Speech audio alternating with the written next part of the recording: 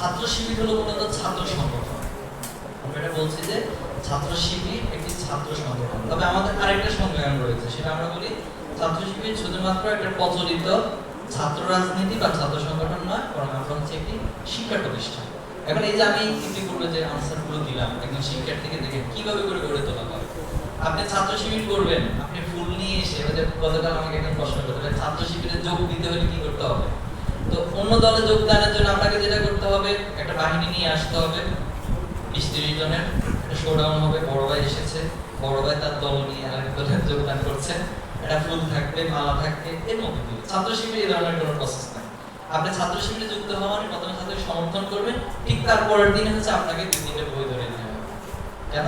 এটা আপনাকে করতে হবে, জানতে হবে। তার মানে ছাত্র শিবির টোটালি হচ্ছে আপনাকে জ্ঞান ভিত্তিক এবং আপনাকে নিজেকে গড়ে তোলার একটা মেকানিজমের মধ্য দিয়ে মূলত ছাত্র শিবিরে সম্পৃক্ত করেন এবং এর মধ্য দিয়ে কাজ করেন। এজন্য ছাত্র শিবিরের জায়গা থেকে আমরা যেটা বলতে পারি, ছাত্র রাজনীতি বা ছাত্র সংগঠন হিসেবে ছাত্রদের অধিকার নিয়ে আমরা কাজ করি, আর পাশাপাশি হলো ছাত্রদেরকে গঠন করার জন্য যা যা প্রয়োজন সেগুলো আমরা করি।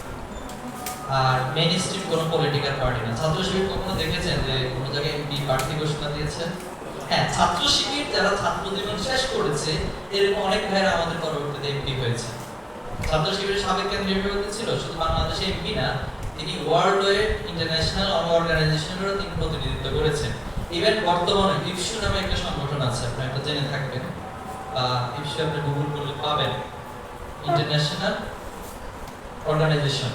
তো এই ফেডারেশনের যিনি সেক্রেটারি জেনারেল, তিনিও ছাত্র শিবিরের সাবেক দায়িত্বশীল ছিলেন। তিনি বর্তমানে প্রায় 100-এরও বেশি বিভিন্ন দেশের সংগঠন নিয়ে একটা অ্যালায়েন্স, সেটার সেক্রেটারি জেনারেল দায়িত্ব পালন করছে। এজন্য আরেকটা আপনাকে তথ্য দিই, আরেকটা তথ্য হচ্ছে এই যে ইয়ারে যে ইন্টারনেট কানেকশন, এটা কিন্তু ছিল না, এটা কিছুদিন আগে শুরু হয়েছে। এখন আপনি যখন বাংলাদেশ থেকে সৌদি আরব যাবেন, আমেরিকা যাবেন, আপনি ইয়ারে বসে বসে কিন্তু ইন্টারনেট কানেকশন সুযোগটা পাবেন। এই ইন্টারনেট কানেকশনের যে প্রজেক্ট যারা আবিষ্কার করেছে, সেখানে ছাত্র শিবিরের সাবেক দায়িত্বশীল, তিনি এটার সাথে সম্পৃক্ত ছিলেন, সে টিম মেম্বার ছিলেন। কিছুদিন আগে স্টারলিংক চালু হয়েছে, দেখেছেন মনে হয়।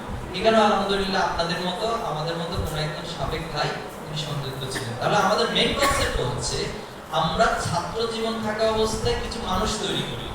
এই মানুষগুলো পরবর্তীতে গিয়ে কেউ পলিটিক্স করবে, কেউ সোশ্যাল অ্যাক্টিভিজম করবে, কেউ হচ্ছে আপনার সেবামূলক কাজ করবে, কেউ পৃথিবীর বিভিন্ন জায়গায় নেতৃত্ব দিবে, কেউ কিছু একটা আবিষ্কার করবে। তারপরে সবাই নিজের জায়গা থেকে এক প্রকার নিজেকে জ্বালিয়ে তুলবে, ঠিক আছে, প্রতিভাগুলোকে জ্বালিয়ে তুলবে। এর মধ্যে দিয়ে মূলত সবাই নিজের জায়গা থেকে এই সমাজের জন্য, এই রাষ্ট্রের জন্য, ইসলামের জন্য কন্ট্রিবিউট করবে। এটা হলো ছাত্র শিবিরের কাজের মূল।